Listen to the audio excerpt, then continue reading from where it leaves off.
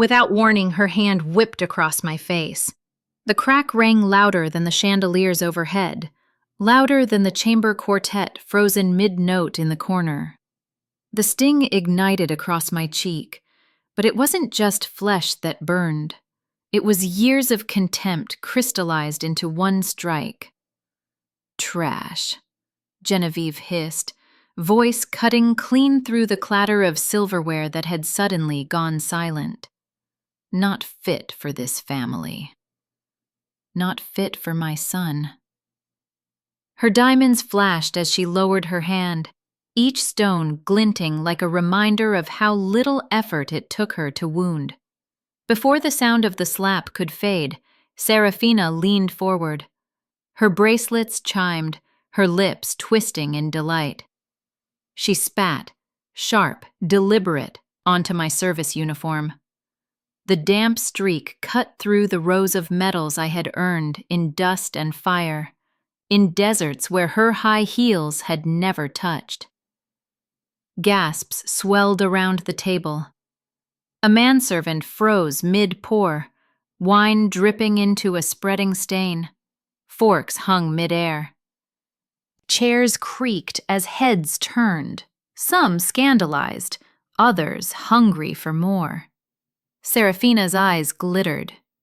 "You think this uniform means you belong here? It only proves what we always knew. You came from nothing, and nothing is what you'll return to." Tristan chuckled low, leaning back in his chair. "Careful, Sarah," he said, just loud enough for the table to catch. "Mother's artwork doesn't appreciate stains." The room laughed nervously, like hyenas unsure if the lioness had finished feeding. I did not move. My palm rose, not to strike, though my skin screamed for release, but to press flat against the fabric where the spit trailed.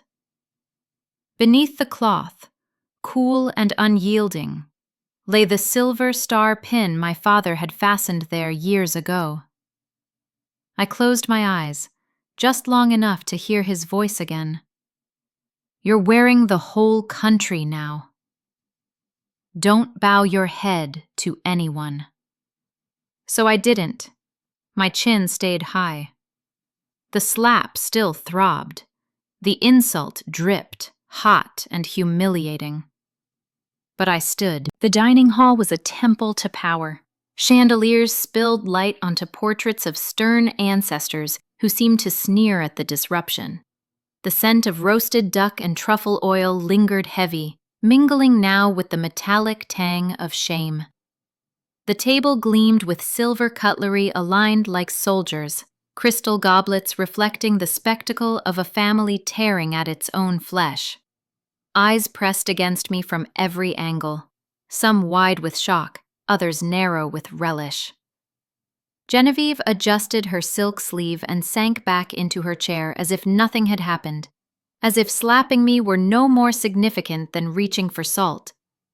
Serafina dabbed her lips delicately with linen, satisfied. Tristan swirled his wine, smirk dancing. General Sterling Ashworth, the patriarch, merely exhaled through his nose, cold disdain carved into every line of his face. The silence pressed heavier than stone. Inside, my pulse hammered. I could still feel the warmth of my father's hand fastening that star on my chest, the tremor in his voice when he said I carried not just cloth, but the weight of the country. And now, in this jeweled cage, they spat on it. I wanted to scream, to strike, to remind them that the medals they mocked had been bought with blood, sweat, and nights so cold the desert itself bit bone. But I didn't.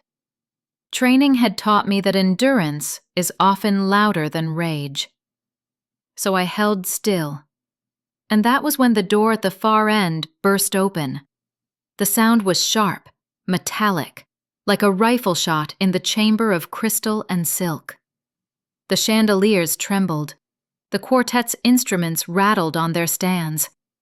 every jeweled head turned. A gust of cold air rushed in from the hall, carrying the scent of rain-soaked earth that didn't belong in Greenwich opulence. Boots struck the marble, slow and certain. In the doorway stood a figure whose presence swallowed the room. Broad shoulders squared, eyes like steel scanning the table of predators. To the Ashworths, this was no guest, no ally. This was the storm they had sworn would never breach their gates. Their worst nightmare had just walked in. And I knew, as every eye darted between me and the doorway, that the private war waged in slaps and whispers was about to detonate in full view of the world. But before I tell you what happened after that slap and that spit, I need to tell you how the war began. Not in Greenwich Crystal Halls, but long before, when I was just a girl in hand-me-down clothes trying to stand straight while the world bent me low. I was 8 when I learned what it meant to be unwanted. Other kids had bakery cakes and helium balloons. I had a paper crown cut from a cereal box and a single cupcake my father protected on a crowded bus like it was treasure under siege. The frosting slid to one side. The classroom laughter slid into me. "Poor girl," they whispered, like poverty was contagious and I had coughed on the room.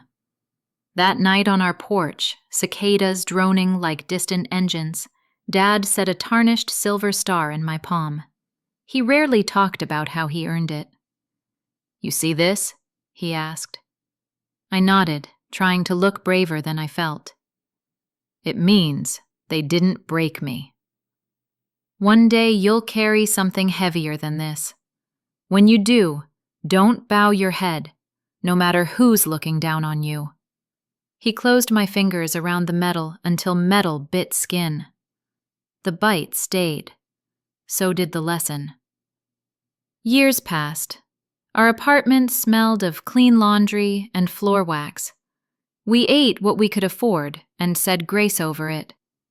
Dad worked doubles at the garage and still found a way to show up at my drock events, clapping like he could drown out every rich parent on the bleachers. When I raised my right hand for the first time and fumbled the words of an oath I would later know by muscle memory, his eyes went bright and wet. "You're wearing the whole country now," he whispered as he fastened a small, star-shaped pin to my chest. "Don't let anyone take it off you." I carried that sentence into the army and through deserts where the heat buckled the horizon and sand slid into everything you owned. I carried it into barracks laughter and field rations, into nights when the wind hissed around tents like a living thing. I learned how to hold a rifle, how to read a room, how to listen for what people weren't saying. I learned that fear can be a good teacher if you make it report for duty. When I made sergeant, Dad hugged me so hard my ribs creaked. "Head up," he said. "Always." Then I met Kalen. He wasn't the Ashworths. He was an exception they had somehow produced, a man whose spine matched his heart. We married in a borrowed chapel strung with cheap lights and sincere people. He promised we would build a home out of what we believed, not what other people expected. I believed him. I still do. The first time he drove me up the Ashworth driveway, the iron gates parted like they'd been taught to admire themselves. The house wore its wealth the way some men wear rank, too easily. Chandeliers sagged under crystal. Portraits of uniformed forebears glared from gilt frames. The place smelled like beeswax, old money, and the faintest hint of something rotting under the roses. Genevieve Ashworth greeted me with a smile that kept its distance. "So this is the soldier." The pause after soldier felt like a diagnosis. At that first dinner, I learned the rules. Genevieve never raised her voice. She raised eyebrows. Her questions were polished until they cut. "Do you ever wish you had finished college, dear?" "It's so helpful at our events." are like a border you needed a visa to cross. General Sterling, Kaylin's father, offered me two kinds of silence, the kind that judged and the kind that dismissed. Tristan, the brother, was bright as a blade and twice as careless. Serafina smiled with her teeth. They found 1,000 polite ways to tell me I was less. Is it strange, Genevieve asked once, to come from, well, your background, into this? She gestured vaguely at the room. Money, cut crystal, paintings whose signatures mattered more than the scenes.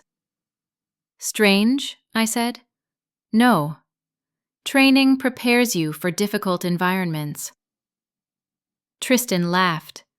She means culture shock, Sergeant, not climate. I smiled, because smiling is a shield if you hold it right. I know what she meant. Their glances bounced over the table like currency. Sterling sipped his brandy.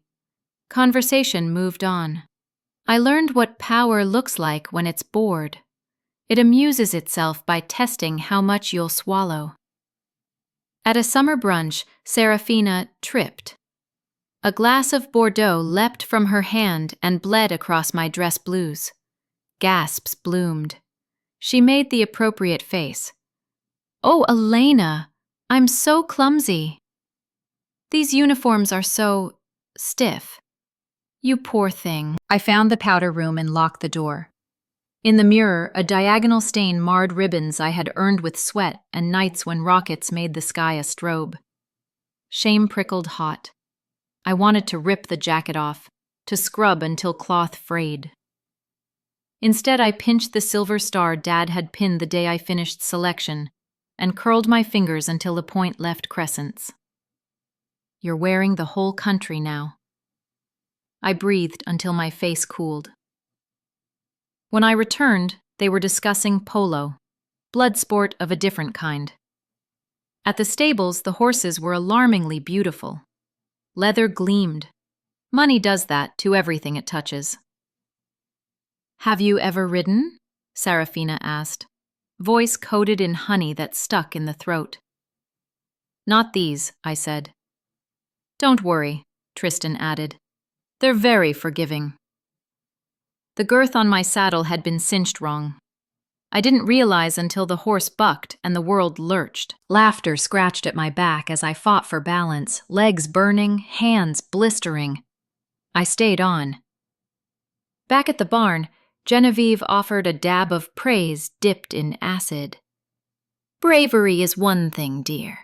Grace is another. They specialized in wounds you couldn't show a medic.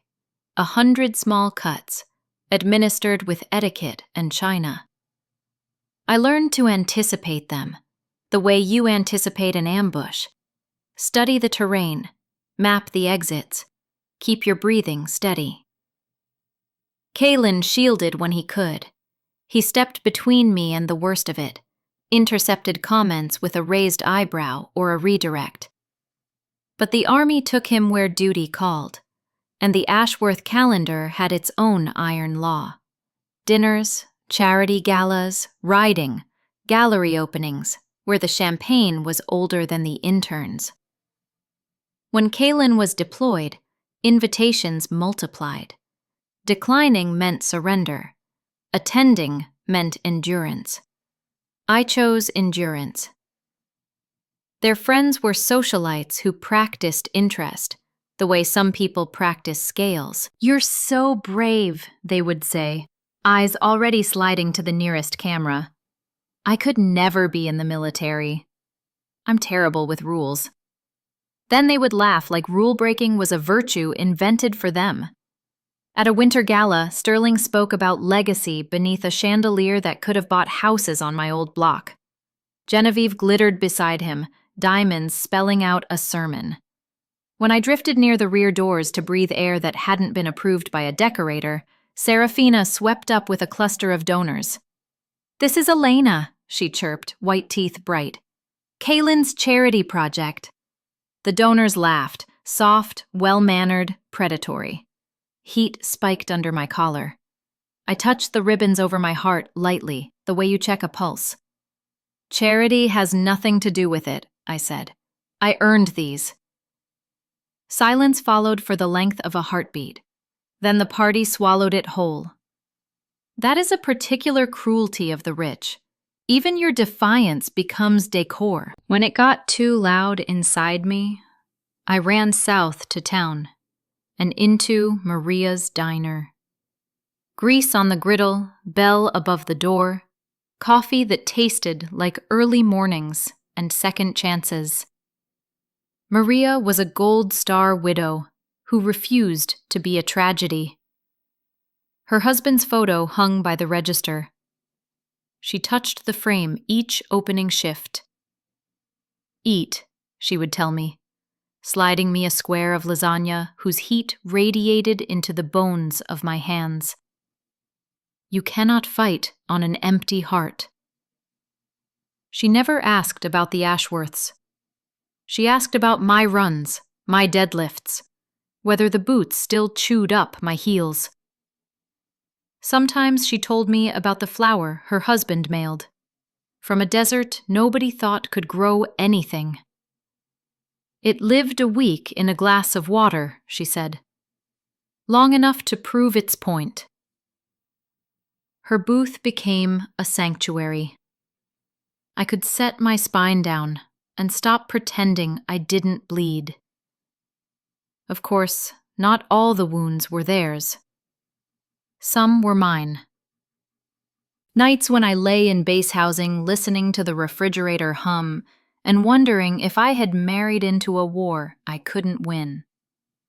Mornings when I stared at my reflection and practiced a smile designed to deflect rather than invite. I taped Dad's sentence to the inside of a cabinet.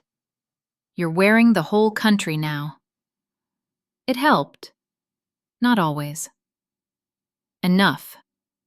The Ashworth house had security cameras in hallways and garages, the kind rich people forget about because they assume the only thieves who matter are poor.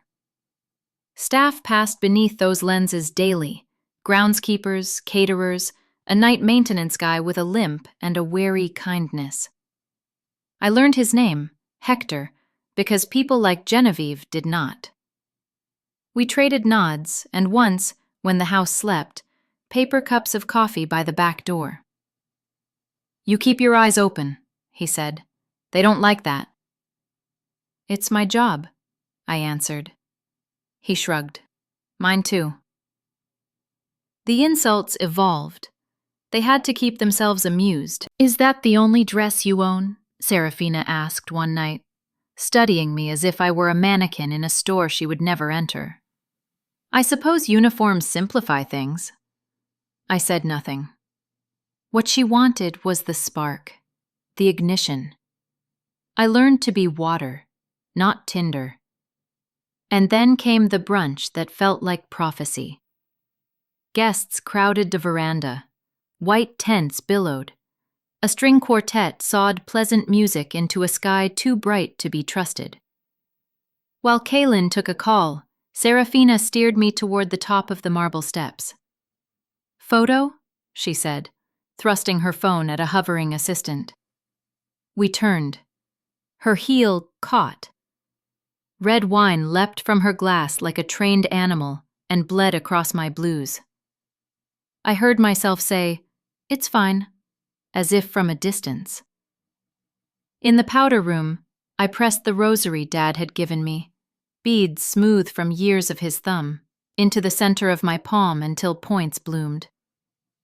I waited until I could breathe again, then returned. Genevieve was already telling a story about a Paris auction as if nothing had happened. That was their truest violence, the erasure. There were smaller slashes, too, the kind that don't make stories. The way a room cooled when I entered it, the glances that passed above my head like I was furniture, the quick edits to a guest list when I responded yes. I trained through it.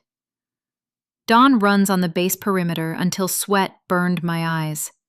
rucks that dug into shoulders in the exact place the strap of my dress uniform would later bruise. I counted breaths when I couldn't count blessings.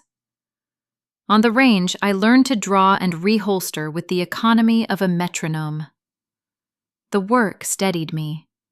The work made a spine the Ashworths couldn't reach. By the time of the Greenwich dinner, the slap, the spit, the door blasting open, I'd been carrying their contempt for years.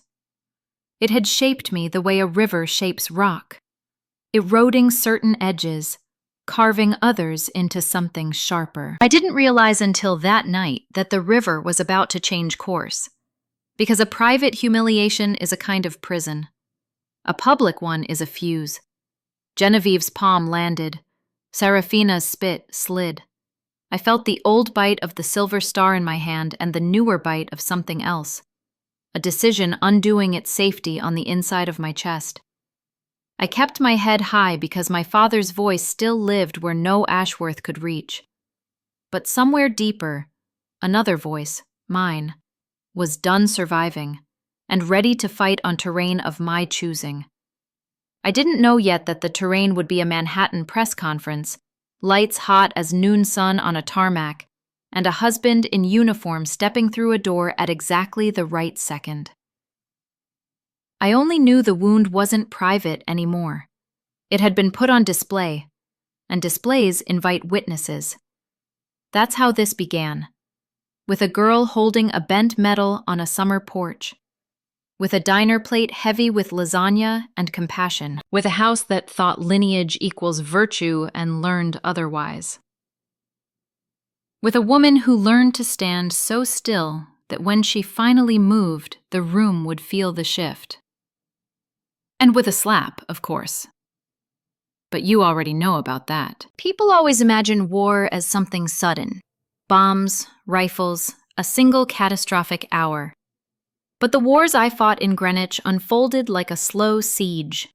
They wore silk gowns instead of camouflage, carried glasses of champagne instead of weapons. But the tactics were the same. Isolate, pressure, break. The Ashworths had perfected psychological warfare. Genevieve never attacked outright unless she wanted to make a spectacle. Most of the time, she cut with suggestion. "I wonder," she said once in front of half the garden club, "if Elena finds our menus confusing." Soldiers are so used to rations, laughter rippled, rehearsed and polite. Sterling spoke less, but his silence was as heavy as artillery. At dinner, he listened to foreign policy debates with senators and ambassadors, sipping brandy. When I contributed, he let the pause after my words stretch too long, as if to show the room that my voice weighed less than smoke. Tristan wielded sarcasm like a saber. "Sergeant Vance," he drawled at a polo match, "perhaps you could ride in uniform next time.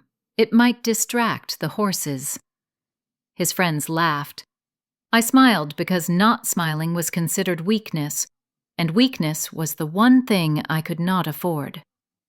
And Serafina was a storm with perfect eyeliner. She never let a moment slip without turning it. Once, when a guest admired my posture, she chirped, "Oh, that's training." Soldiers are taught to stand straight so you can't see the weight on their backs. The cruelty was sweet as candy, dissolving before anyone could call it what it was. The winter gala where Serafina called me Kaylin's charity project etched itself deepest. The ballroom shone like ice, every surface mirrored to make the Ashworths look like they multiplied. Sterling delivered his speech on legacy, Genevieve glittered beside him, and I tried to stay near the exits where the air was thinner. Serafina swept me into a cluster of donors, perfume thick as honey. "This is Elena," she said brightly, "Kaylin's charity project." The laughter that followed was the kind people save for private jokes, shared, exclusive, a wall you weren't supposed to climb. My skin prickled. I didn't raise my voice. I didn't storm. I tapped my medals, steady as a heartbeat. Charity has nothing to do with it. I earned these. For a moment, silence cut through the music. But then champagne popped and laughter resumed, and my words sank like a pebble in a river too fast to notice. Even my defiance became decoration. That was their victory, to make my strength invisible. Each humiliation drove me back to Maria's diner. Grease on the air, bell jingling as the door closed behind me, the world suddenly smaller and kinder. Maria didn't need to ask. She slid lasagna across the counter, sauce steaming. "Eat, mija," she said. And the word mija, daughter, landed deeper than she knew. Eat so you have strength to carry what they cannot take. We sat in the booth by the window. Sometimes she told me stories of her husband, how he'd sent her pressed desert flowers in envelopes, proof that beauty could survive even in dust. Sometimes she said nothing, only let silence be a place to rest. Her dinner became my sanctuary. In that booth, I was not a charity project, not trash. I was simply Elena, a soldier who deserved to eat and breathe. The brunch was the last straw before the slap. White tents fluttered in the breeze, violinists sawed out polite music, and tables groaned under pyramids of fruit. Kaylin stepped aside to take a call. Serafina seized her chance. "Photo?" she chirped, handing her phone to an assistant. She maneuvered me to the marble steps. We turned. Her heel slipped. Red wine splashed like a wound across my blues. Gasps rose.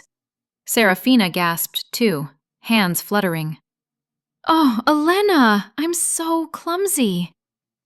The crowd laughed softly, the way they always did. I excused myself, retreated to the powder room. I locked the door, stared at the mirror. Wine dripped down my uniform like blood. I pressed Grandma Rosa's rosary into my palm until the beads bit flesh. My reflection blurred. "You're wearing the whole country now." I repeated it until the words steadied me, until I could step back out and face them again. When I returned, no one mentioned the stain. Genevieve was already speaking of Paris auctions. Their cruelty wasn't just in the attack. It was in the erasure, the refusal to acknowledge what they had done. Humiliation piled like bricks. Each insult seemed small, a trip, a comment, a silence, but together they built a wall designed to close me out. I carried it home to base housing. At night, I stared at the ceiling fan, hearing laughter replayed until it etched grooves in my mind. In the morning, I laced boots tighter, ran until my lungs burned, lifted until my muscles shook. I told myself each mile was another brick removed from that wall. Yet the wound deepened. Armor thickens, but armor is heavy. And when Genevieve's slap landed across my face, when Serafina's spit slid down my medals, I realized this wasn't just another cut. It was the wound made public, undeniable. The private war was finished. The next battle would not be behind chandeliers. It would be under lights, before cameras, with the world watching. The slap, the spit, the silence. That night in Greenwich marked an ending. But endings, I'd learned, are only disguises for beginnings. I drove back to the base with the welt still hot on my cheek, the uniform damp with Serafina's contempt. In the rearview mirror, the house's chandeliers shrank to pinpricks of light. My pulse still pounded, but beneath the fury lay something colder, steadier.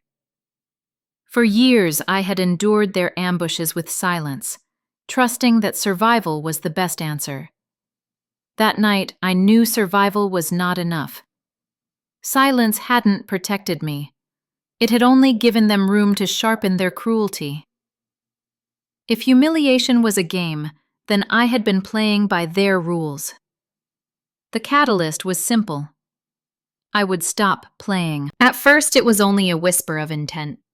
In the mirror, I traced the fading outline of Genevieve's handprint and told myself, this ends when I say it ends. I began to write things down.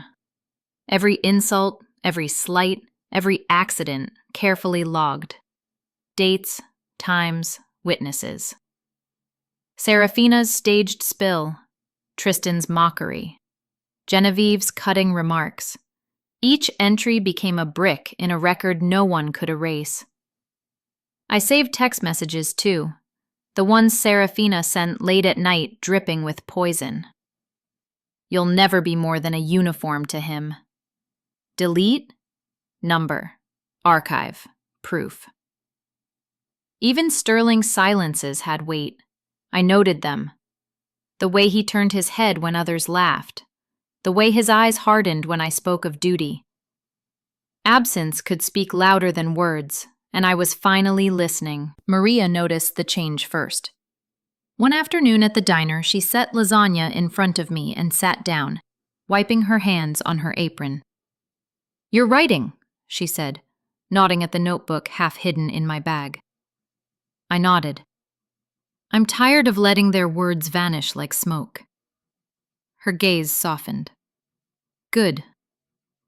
Smoke kills too, just slower. But listen, don't carry this alone. A soldier knows better than to fight without backup. Backup? I asked. She smiled sadly. Family, if you can. Friends, if you're lucky. Allies, if you must. The kind who see what others refuse to. She was right. I needed more than paper. I needed people who could help when the storm broke. The first was Hector, the maintenance man at the estate.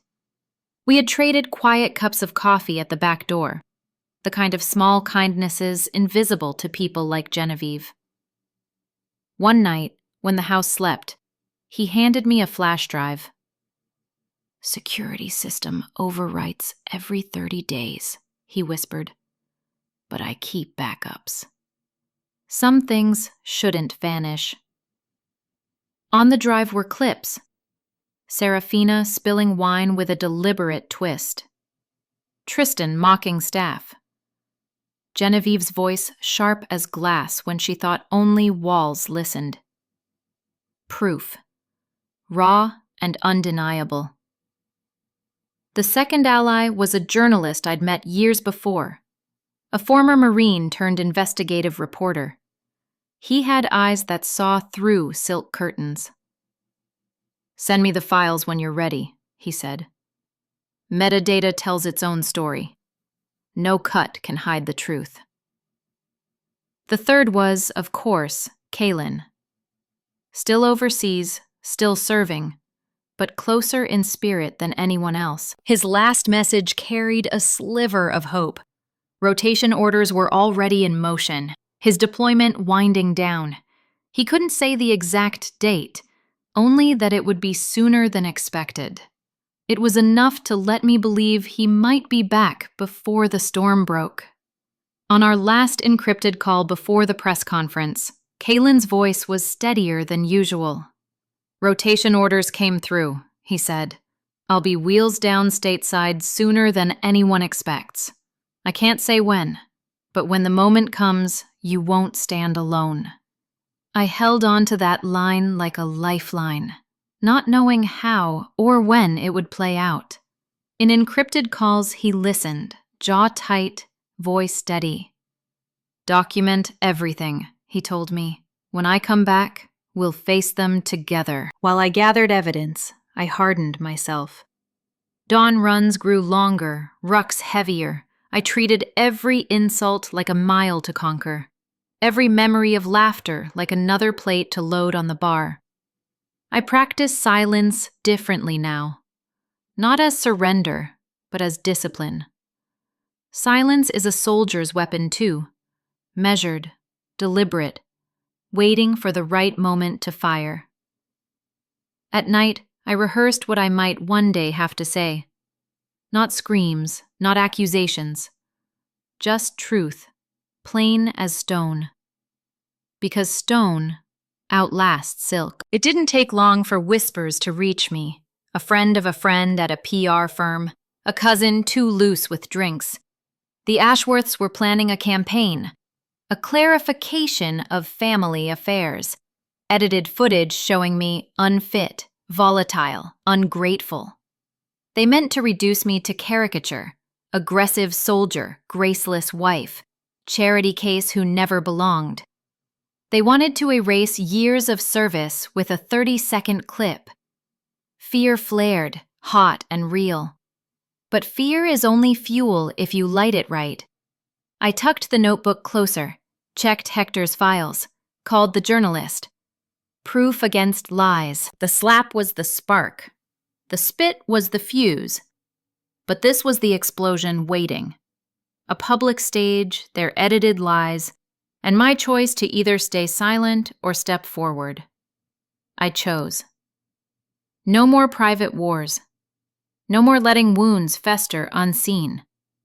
I would stand in the open, under lights brighter than chandeliers, and I would not bow my head. I didn't know then that the stage would be Manhattan, that cameras would crowd like vultures, that the door would burst open at exactly the right moment, revealing Kaylin in uniform, carrying uncut truth like a sword.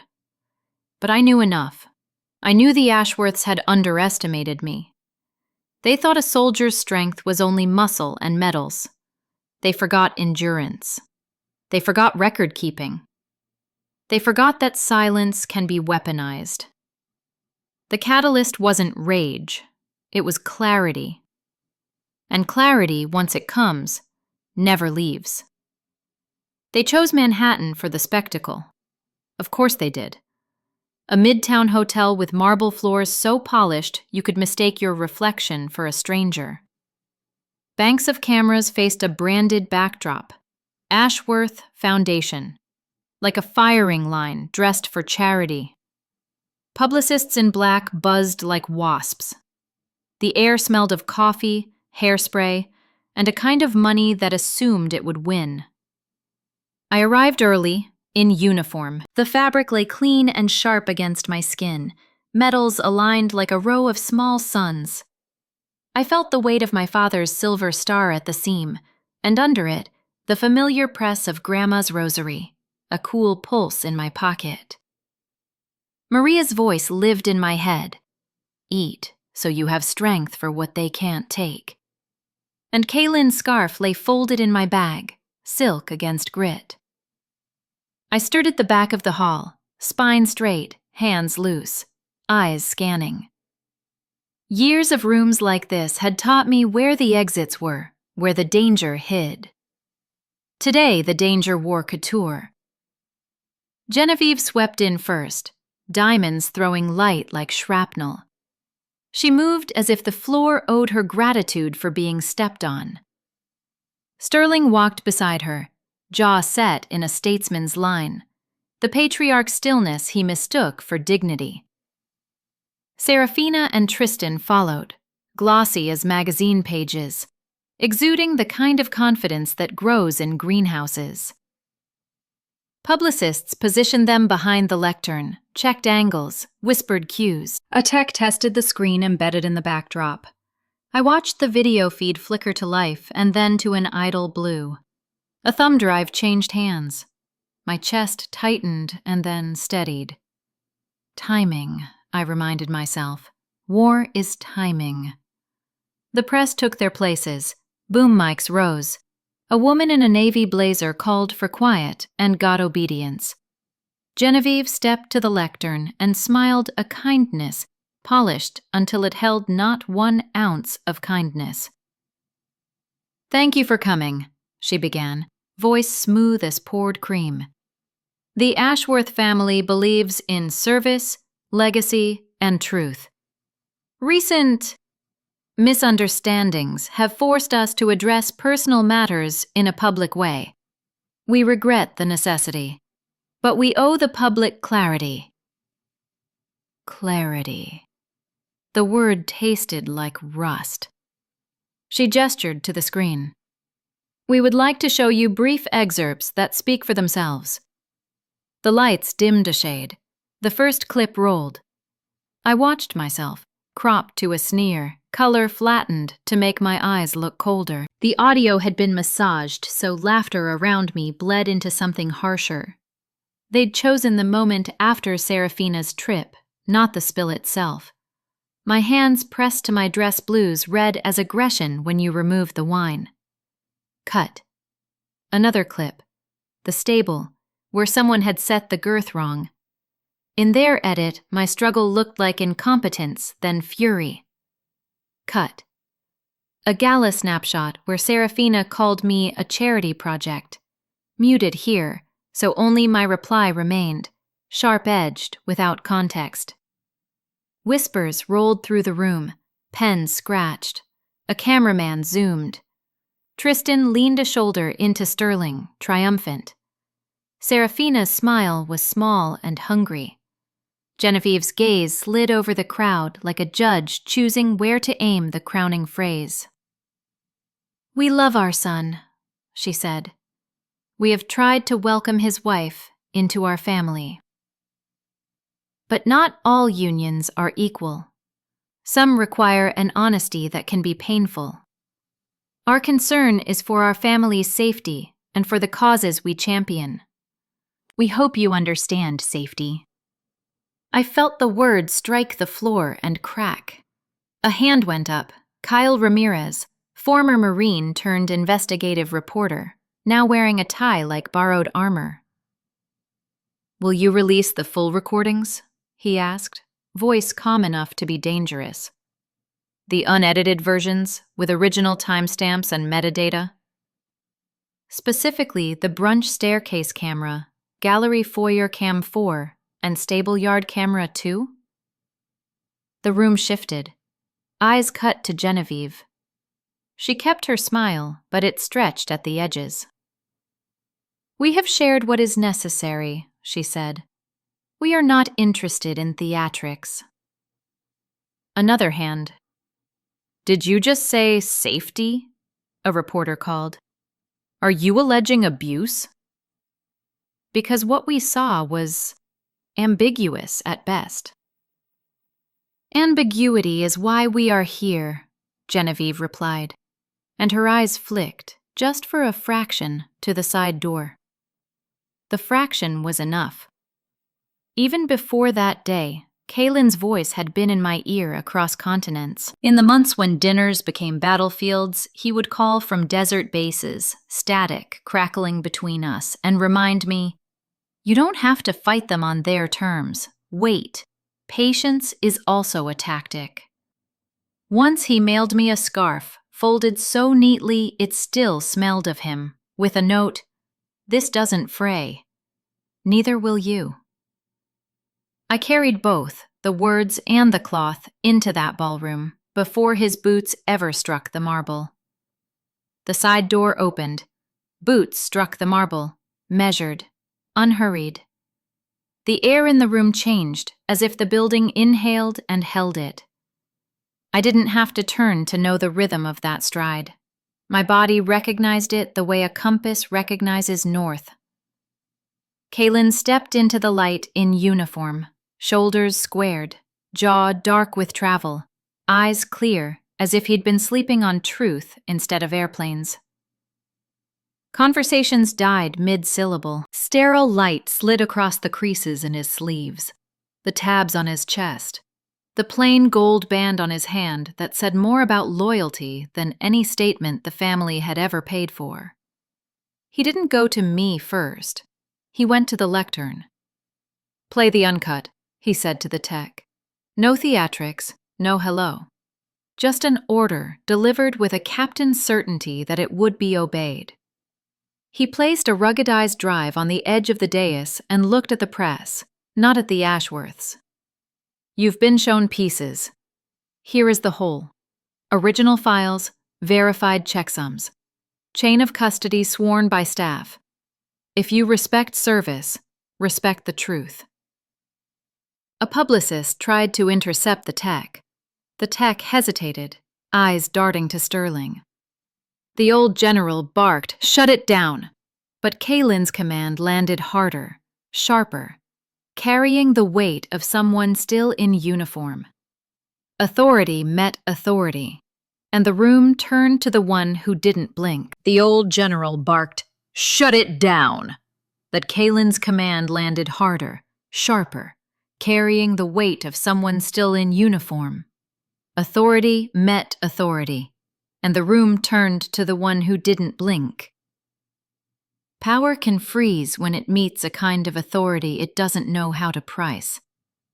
Kaylin didn't raise his voice. "Play it." The two words carried 20 deployments of command. The screen cut to black, then to feed. Brunch, wide shot, marble steps. We saw Serafina slip. We saw the angle of her heel, the pivot of her wrist, the clean arc that sent the wine. We heard the gasp she rehearsed, too bright by a hair. We heard the laughter that followed like a trained response. We saw me step back, hands up, mouth forming, "It's fine." We saw context. Cut, the stables. A groom cinched the girth too tight, then backed away, eyes on Tristan. The horse tossed, then bucked.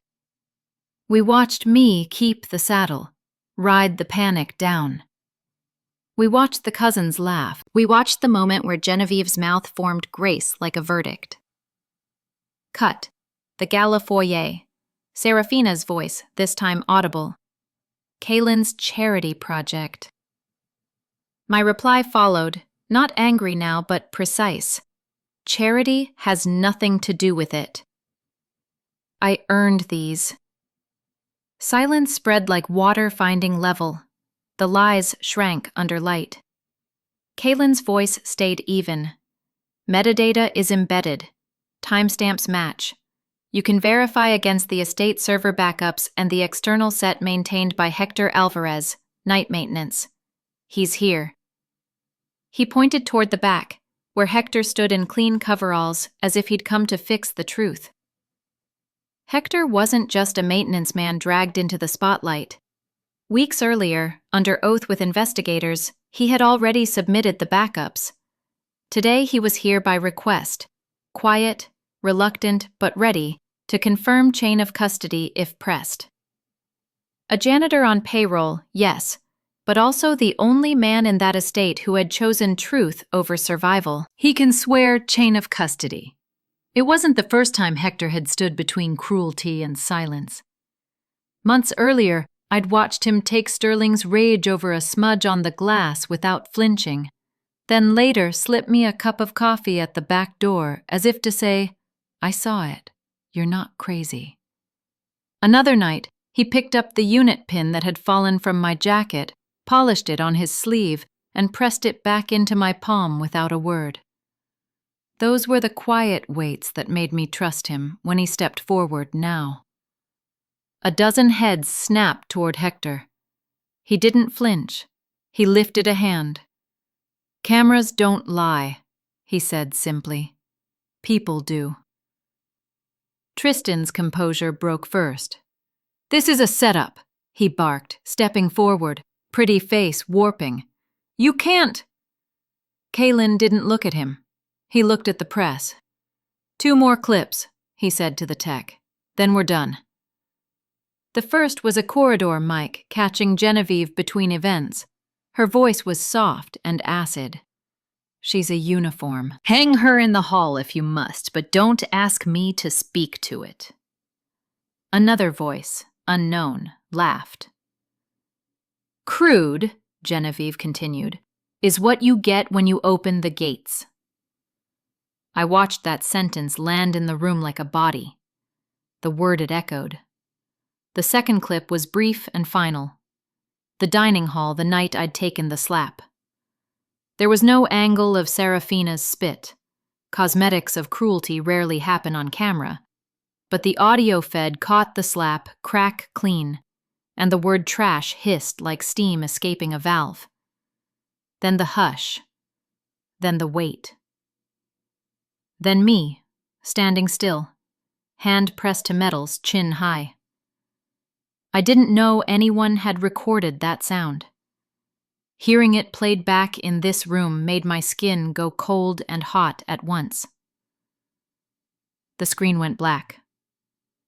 For a breath, Manhattan forgot how to speak.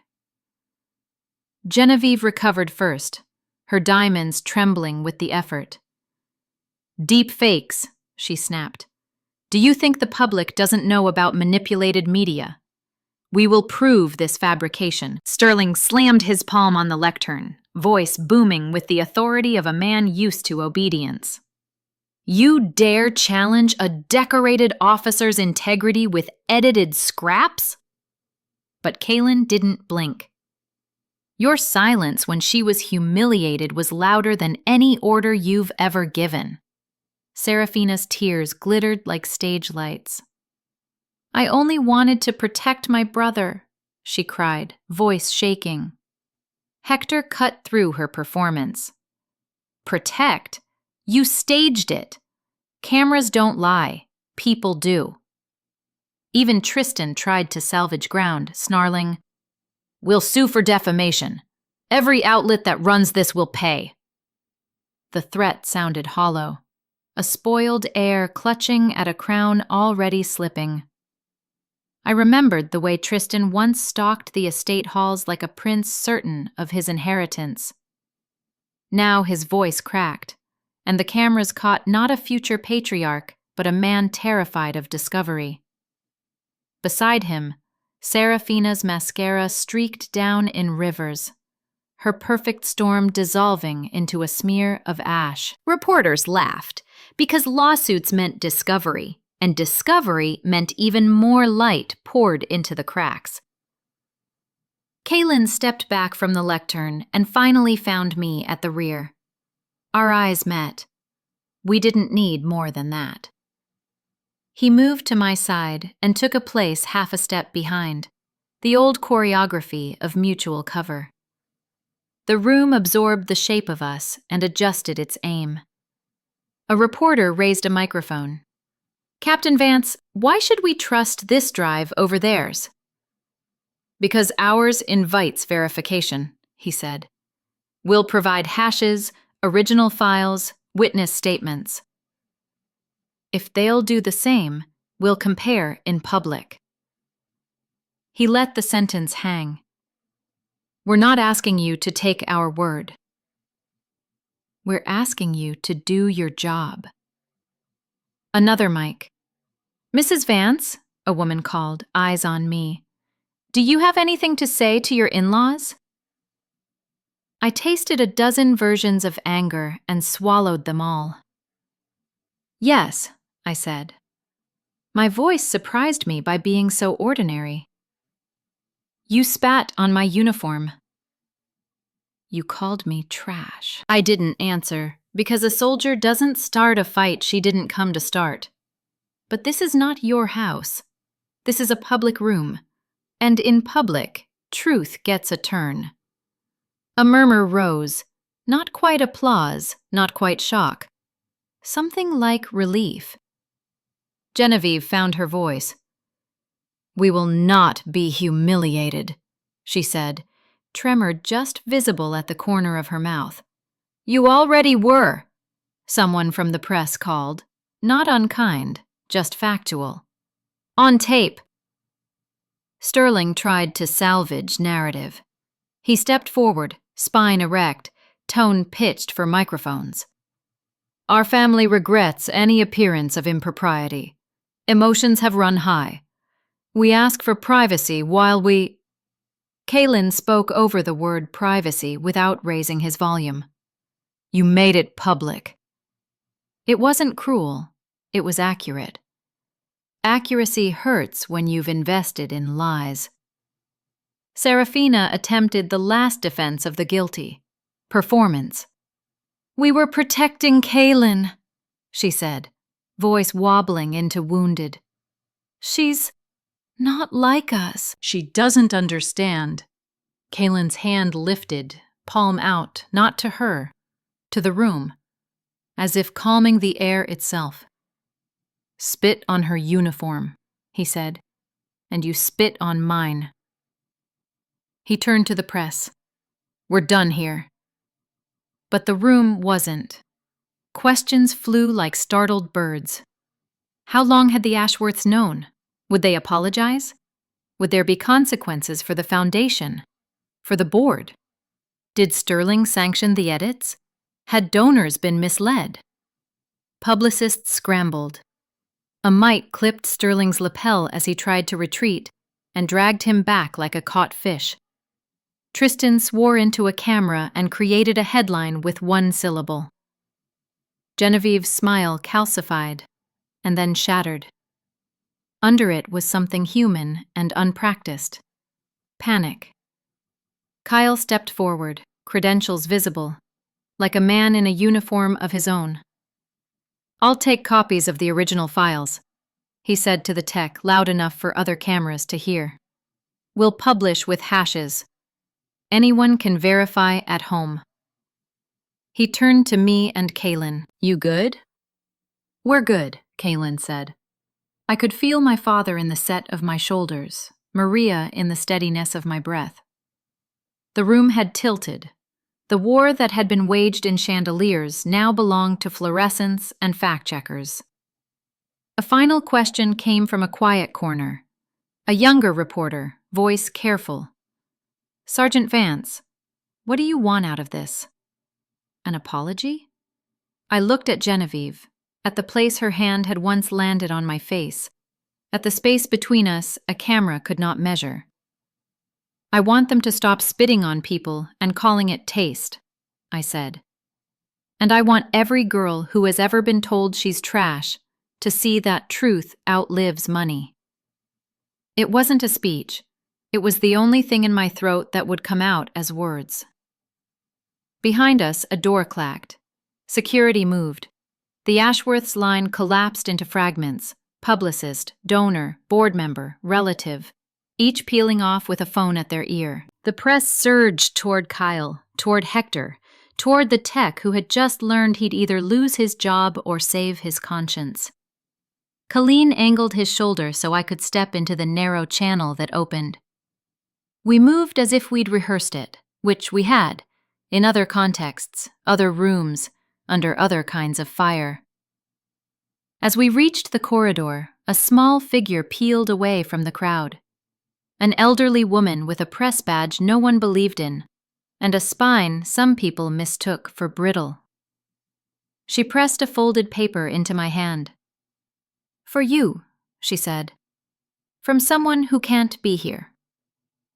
I unfolded it later, away from Mike's and eyes. Maria's handwriting. Lasagna after. No cameras. Bring the scarf. Proud of you, Mija. I smiled, the muscles of my face remembering how. At the end of the hall, Colleen stopped. We were out of the room, but not out of the fight. That would take time, statements, consequences. He looked at the welt that had finally faded from my face as if willing it to heal the rest. You did exactly what you needed to do, he said. So did you, I answered.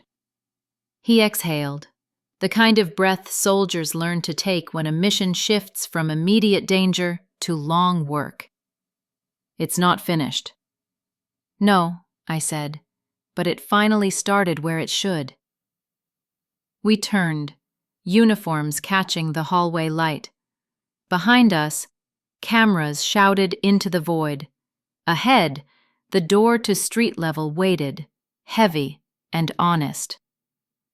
I reached into my pocket and pressed the rosary once, a pulse to mark the moment.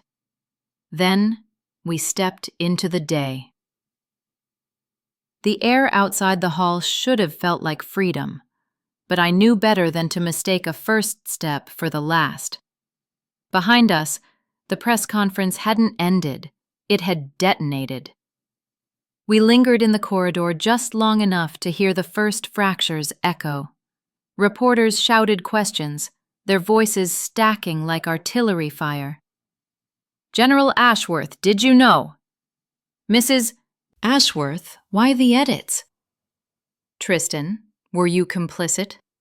Serafina's high-pitched protests leaked through the doors, thin and frantic. Kaylin and I exchanged a glance. He didn't need to say it. Victory wasn't walking away. It was staying long enough for the enemy to collapse on their own weight. So we turned back. The ballroom no longer looked like the cathedral of control the Ashworths had built. It looked like a battlefield after the smoke clears. Chaotic, panicked, loud. Behind us, the ballroom erupted. Voices clashing, cameras flashing, names unraveling. I didn't turn back. The truth was already louder than anything I could add. A reporter seized the silence. "Sergeant Vance, Captain Vance, what happens now? Do you plan to pursue charges? To sever ties?" I looked at Kaylin, then back at the wall of cameras. My father's words echoed. "You're wearing the whole country now." And Maria's. "Eat so they can't take your strength." "I don't want revenge," I said, voice clear. "I want respect. Not for me alone, but for every soldier who's ever had their service mocked because it didn't come with a pedigree. You don't build family by spitting on those who serve. You build it by standing beside them. That's our protocol. The Vance Protocol." Kaylin nodded once, sealing it. "Our family will live by honor, loyalty, and truth. Not by dynasty, not by wealth, by choice." The phrase landed. The reporters scribbled. The Vance Protocol. A soundbite, but one carved from something real. Kyle Ramirez stepped into the space then, credentials raised. "One more thing," he told the crowd. He held up the uncut drive. "These files are being uploaded now, full, unedited, with checksums. Anyone with a computer can verify. The Ashworths can release theirs if they want to. Let the public decide whose story survives." Genevieve's diamonds no longer gleamed. They weighed. Sterling sagged against the lectern. Serafina's tears streaked makeup into a mask. Tristan looked smaller than I had ever seen him, like a boy caught cheating on an exam. Their worst nightmare wasn't the slap or the spit being exposed. Their worst nightmare was this: the loss of control. And in that moment, I felt lighter. Not because the wound had vanished, but because it had finally been named where the world could hear. Kaylin placed a hand at the small of my back. "Time to go," he murmured. We left the room not as outcasts, not as scapegoats, but as soldiers who had survived the battlefield of chandeliers and emerged into the open air of truth. The war I had endured for years ended that day in a Manhattan ballroom, with the dynasty that spat on me undone by their own lies. The cameras didn't follow us into the street. The door swung shut on the ballroom, and the noise thinned into city air. Horns, footsteps, the dull roar of Manhattan being itself. I felt my pulse in my cheek where Genevieve's slap had once burned, a phantom heat fading with each breath. Kaylin adjusted the strap of his garment bag, the tiny, practical act of a man who knew battles never ended in a single room. We didn't celebrate. We walked. 2 blocks, then 3. The rhythm of our boots, his real, mine ceremonial, found a common cadence on the pavement. A passerby glanced at our uniforms and nodded, the kind of small respect that never makes the news. I touched the rosary in my pocket, the beads cool and familiar, and let my shoulders drop half an inch. We made it to a side street where the glass reflected sky instead of faces, and stopped long enough to turn toward each other. "You okay?" he asked. "I am now," I said, and it was true in a way I hadn't expected. The wound didn't vanish, but the air around it changed. Shame needs secrecy to breathe. The press conference had ripped the seal off. We took a train south and a rental west, trading city noise for the long hush of interstate. By the time we crossed into North Carolina, the night had deepened into its honest self. In the reflection of the passenger window, I could see Kaylin's profile, a soldier's calm at rest. When he reached across the console and laced his fingers through mine, I let the last of Manhattan's adrenaline drain out of me. We didn't go home yet. Home had been a staging area for too long. We went to the diner. Maria had locked up, but the bell still chimed when we pushed the door. She looked up from a stack of invoices and smiled the kind of smile that chooses you. "I told you to bring the scarf," she said, pointing at the silk folded under my arm. "And I kept a pan warm." She set lasagna on the counter, the same heavy plate she'd used the first afternoon I needed shelter. "Eat," she said, like a general giving orders for your own good. We ate in silence, then in sentences, then in laughter that felt surprised to find itself aloud. She listened to the story without interrupting, hands folded, eyes bright with a pride that didn't require ownership. When I told her about the phrase that had slipped out, the Vance protocol, she tapped the counter with her knuckles. "Good. Make it real. Hang it on the wall and dare it to keep up." We drove to base housing after midnight. I showered until the hotel smell of the ballroom washed off. The mirror caught a woman I recognized, and for the first time in a long time, liked. I slept without waking at 3 a.m. to replay a remark I should have deflected better. The world did not end because the Ashworths had lost control of a room. It had only widened to the size of a life I could choose. By morning, the story had traveled faster than we could. Kyle published the files and the hashes. Other outlets verified the metadata. Clips of Serafina's spill and Genevieve's corridor whisper ran on loops so frequent the nation could mouth along. Donors to the Ashworth Foundation asked for audits. A board member resigned on live television with a sentence sharp enough to cut. Philanthropy can't be the laundering agent for cruelty. Sterling tried a statement that sounded like it had been polished by a team of lawyers until all the truth had been scrubbed out of it. Genevieve attempted the word apology and discovered it didn't fit in her mouth. Tristan made the mistake of attacking Hector online. Within hours, he had learned what a city full of night shift workers can do with a share button. None of it made me gloat. It made me tired, in a clean way, like after a ruck you chose, not a gauntlet someone else set. The dynasty had built itself on control. Watching it answer to the uncut felt like gravity reasserting itself. For 2 weeks, we did ordinary things. Ordinary is a balm medicine can't bottle. We woke at 5. We ran the perimeter.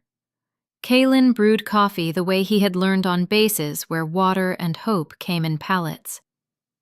I ironed my uniform without the tremor that used to hit when I thought of crystal and pearls. We met with base legal to make sure our statements were exactly as careful as our promise at the lectern. We would tell the truth once, and then let verification do the rest. When the press called for more reaction, we gave them the same line: the files are public. Respect the truth. It wasn't a dodge. It was the entire point.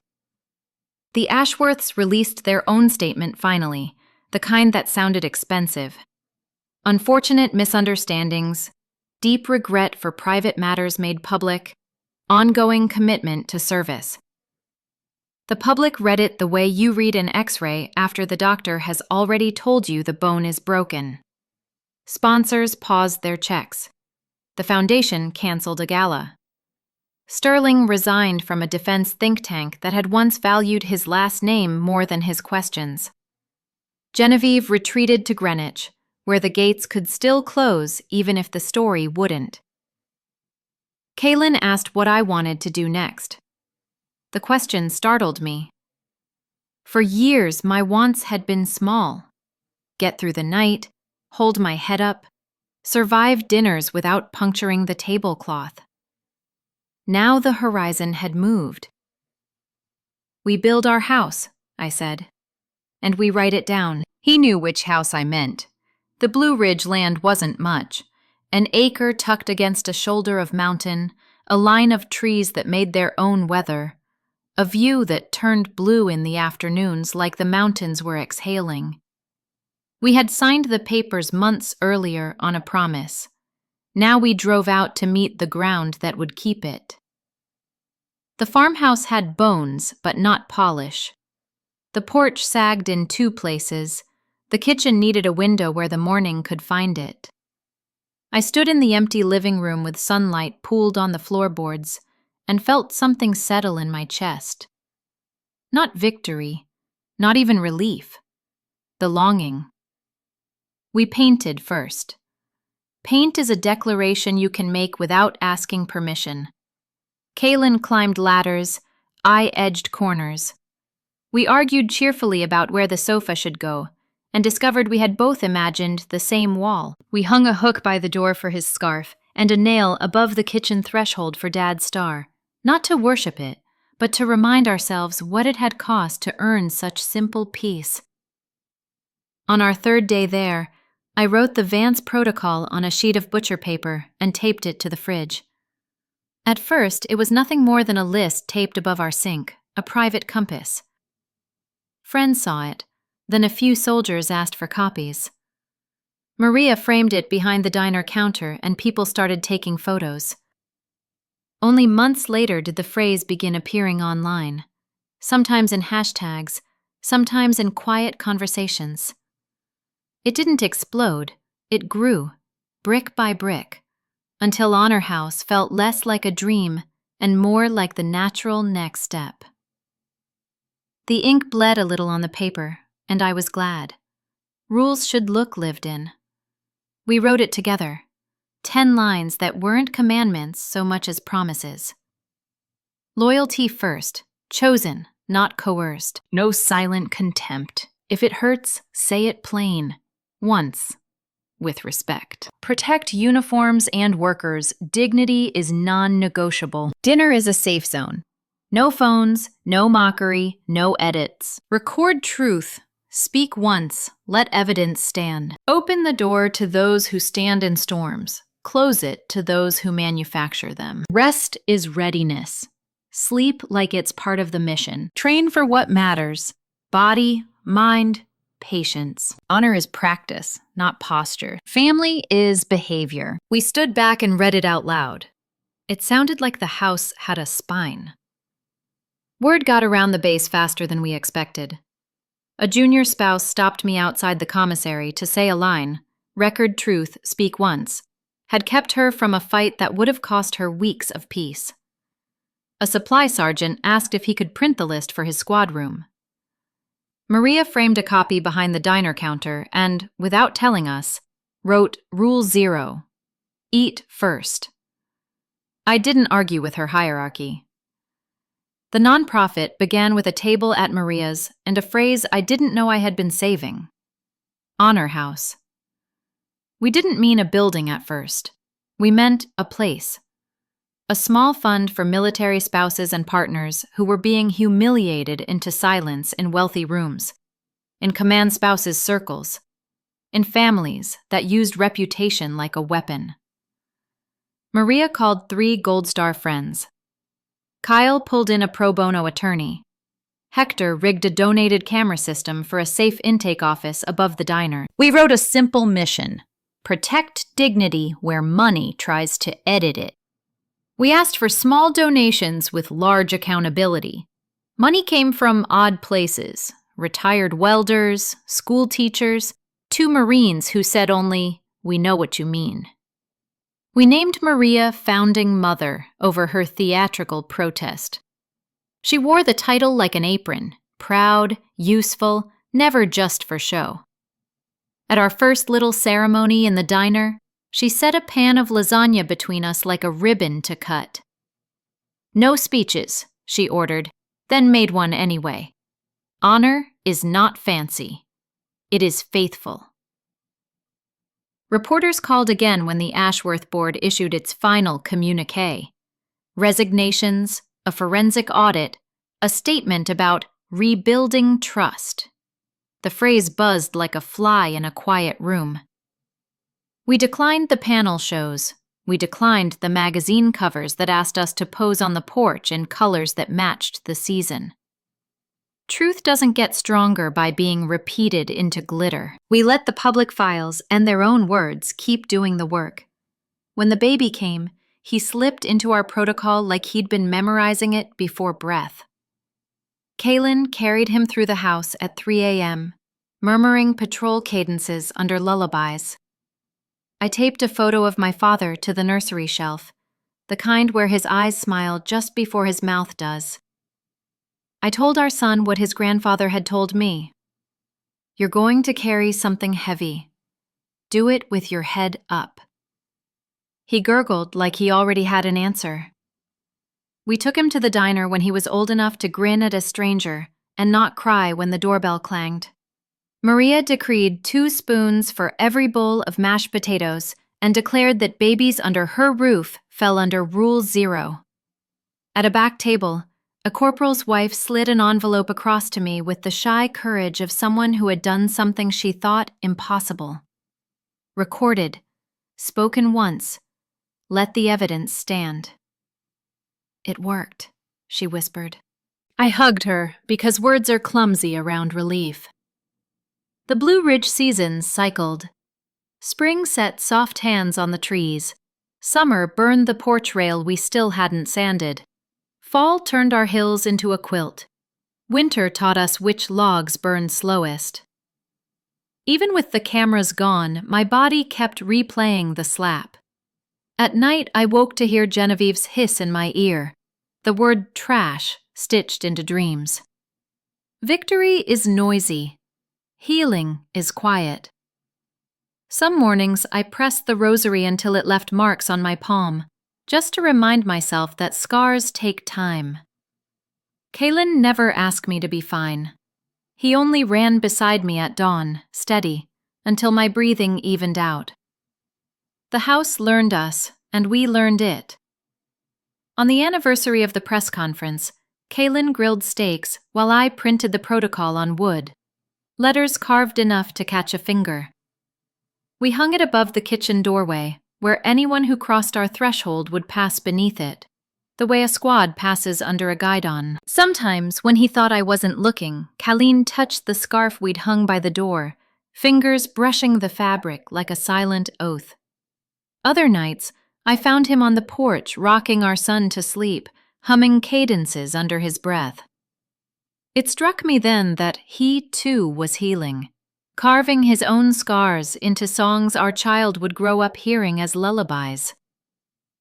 News about the Ashworths still surfaced sometimes.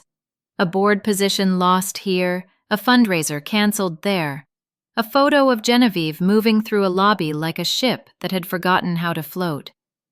I didn't check often. Forgiveness was not the project, and neither was vengeance. The only thing that mattered was the distance between their rules and ours. One afternoon, a letter arrived in an envelope so heavy it felt like pretense. The handwriting was precise enough to belong to someone who had hired a calligrapher more than once.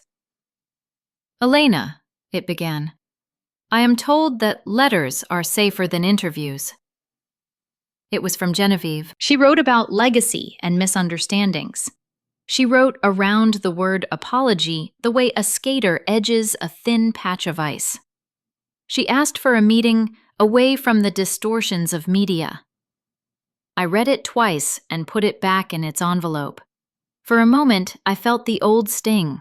How many years I had craved even one word that sounded like love. But the letter carried none of that. It was ink dressed as apology, not apology itself. I let the bitterness rise and pass, then set the envelope aside. It wasn't mine to carry anymore. Rule 5. Record truth, speak once. I had spoken once. The files were public. There was nothing left for me to clarify. Kaylin placed the letter on the mantel for a month, then into a box with documents that mattered to our lawyer more than to our lives. We did not answer. Saying nothing when you have already said the truth is not silence. It is fidelity to the record. I still thought, sometimes, of the slap. Memory is a muscle. If you stop training it, it wakes you anyway. The sound had been so clear that night, the sting so immediate. Now, when the echo rose, it resolved into something else. My father's voice, head up, and my own at a lectern. This is a public room. Truth gets a turn. The body remembers. The body also revises.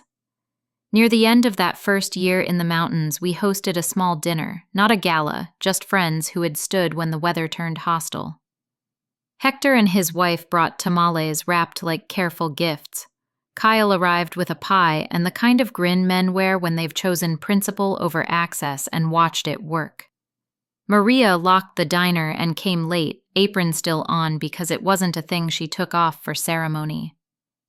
We ate at a table we'd sanded ourselves, under a thrift store light we'd rewired, in a room we had painted in a color the salesman had called fawn and we had renamed unbothered sky.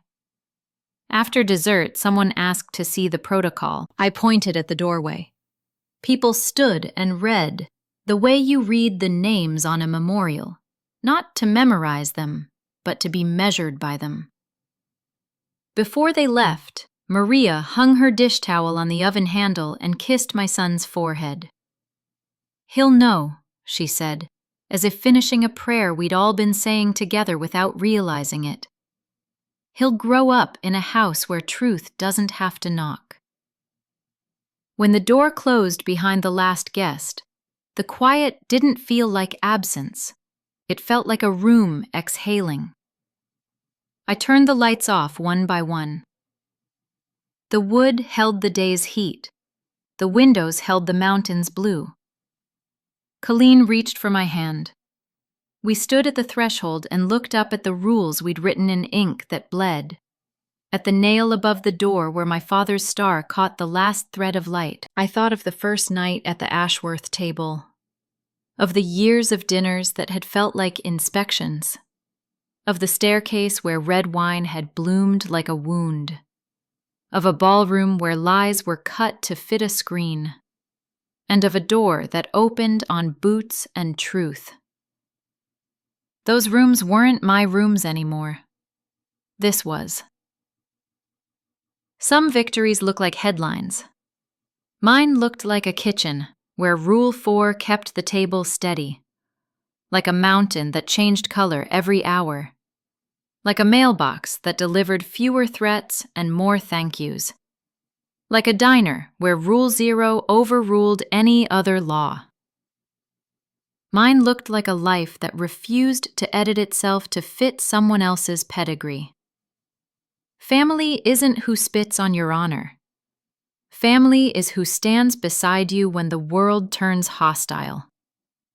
We had written that on our wall, without using those exact words. But it ran under every line. It ran through us.